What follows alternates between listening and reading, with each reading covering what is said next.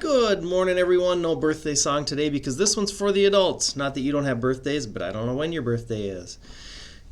In talking with Mr. Linder, I said, you know what I think would be a really good idea? If we sent out a morning message to our families and talk a little bit about some of the things that we see in school and focus on some of the positives, because you as your child's primary teacher, the adult that has that child from all Saturday, Sunday, 2/3 of every weekday, all the breaks, vacations.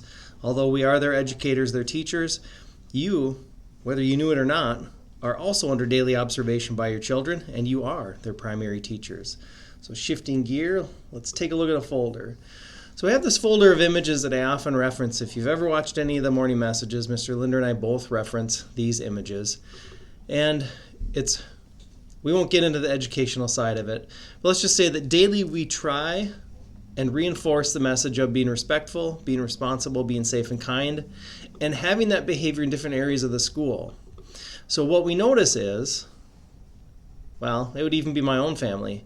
You don't need to know my family, or I don't need to know yours necessarily, for you to know what it's like outside of school. We see it in our children. Our children are a mirror reflection of what their home environment is like. So for our families that are respectful, their children are often respectful. For our families that are responsible or work with their children and being responsible, their children are responsible. For our families that are safe, their kids are safe. And hands down, for families that are kind, their child is kind.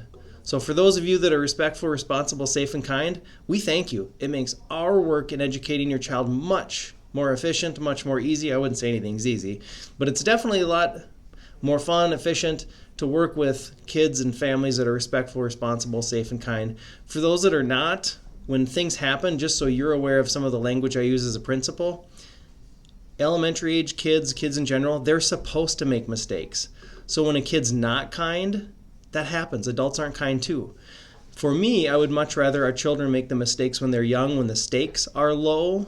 The younger they are, usually the lower the stake and the mistake. It's not as large of repercussions.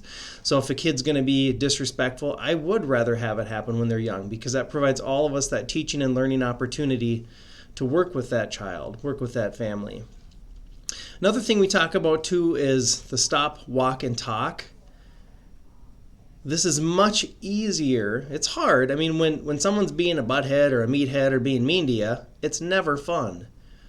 But when we ask our children to work on telling kids that are being mean or misbehaving toward them to stop in a respectful tone and being able to identify that behavior, stop calling me names, I don't like it. When that's reinforced at home, rather than using physical actions, it's still difficult, but it's easier for the child to use words than being physical. When we tell someone to ignore or walk away, and just because you walk away doesn't mean you're ignoring the problem, but walking and removing yourself from that problem or that issue, when those words are reinforced at home, it becomes still hard, but a little bit easier for children when they're seeing some issues outside of home or when there's no adult around to help support them. And talk to an adult. And I referenced this the other day too. Sometimes when children come to talk to us, they're not looking for us to solve the problem, so to speak. They're looking for us to help them solve the problem. As a parent myself, it's hard to not just jump in and fix an issue for children, especially if I've been through it before when I was their age. But part of it is it's their turn, it's their time, it's their chance to learn from those mistakes, those issues, those pressure points, so to speak, in life.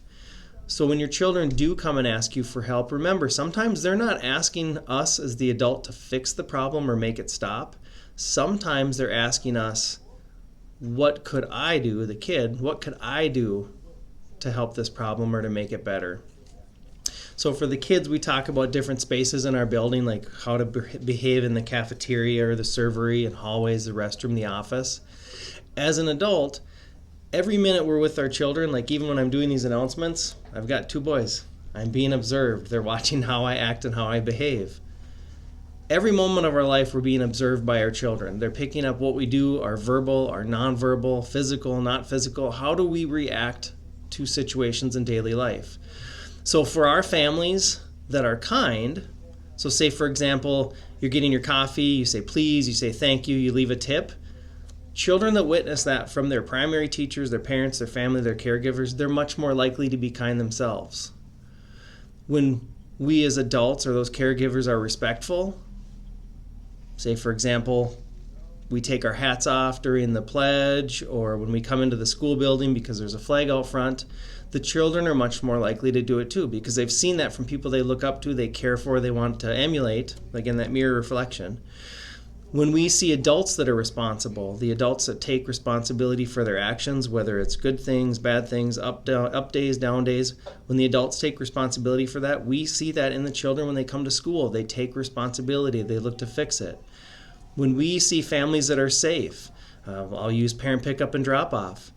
When you're dropping your child off in the morning and there's that urge because we're in a hurry to cut the line, but we stay in that line and we follow the flow, our children see that. They know you're in a hurry. They know we're in a hurry, but they see that the safety outweighs the hurry of the adult. When we see adults being kind to other adults, let's just pick on pickup since I'm looking at people dropping off, pick up and drop off.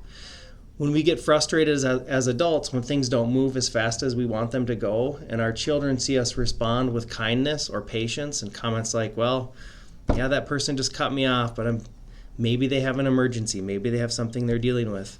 When our children see us emulate that responsibility, that respect, that safe, that kindness, they are much more likely to do it in their own lives.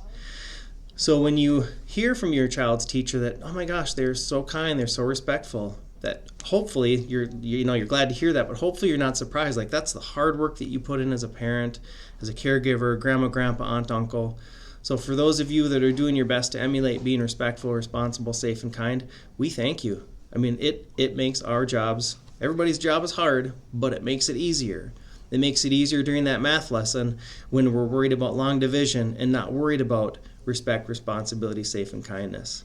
It makes that literacy lesson on long vowels, short vowels, how to break up and chunk words that much easier when we're not worried about children who are struggling with being respectful, responsible, safe, and kind.